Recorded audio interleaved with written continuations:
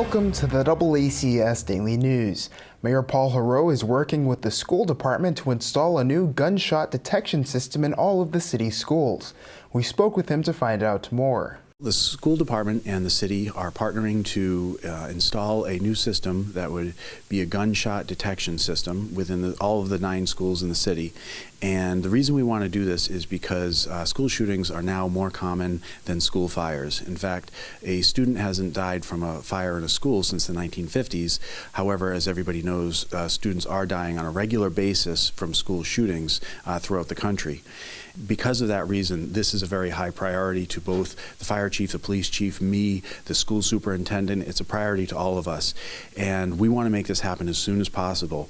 Let me take a step back. The first thing we did was we looked at what the response times are for police under the current situation, like the current arrangement. And those response times can be anywhere from 5 to 10 minutes, just before the police actually are even notified. I mean, sometimes they might get there about 7 or 8 minutes or 15 minutes after their initial notification. That's very common. What this gunshot detection system would do was instantly alert the police department and fire department to an active shooter situation in the school, and that's when police can start responding right away. There is no calling 911, and it would also pinpoint exactly where in the school the shooting is going on, and it would also be able to tell the police officers what caliber of weapon is being used, because the acoustics from one rifle is different from a pistol, is different than a shotgun. They're all different, but this technology that's been developed by the Department of Energy identifies exactly the different types of acoustics. Lives are saved by decreasing the response time for police and fire and rescues by getting there a lot sooner. And we know from other school shootings, most school shootings are over at the 10-minute mark. A lot of times the police aren't even arriving until it's between 5 and 10 minutes. So if the police can start arriving within those first couple of minutes because they know exactly what's going on, that's going to save lives, and that's what we all want. This would be implemented in all 9 schools, including the current high school, which we have in operation for another 4 years. And then the detectors that would be placed in the current high school would then just be moved over to the new high school. These are wireless devices that are battery operated. Every morning a ping is sent out from the central port to all of the different sensors to detect that the sensors are still working and the battery hasn't died or the device hasn't malfunctioned.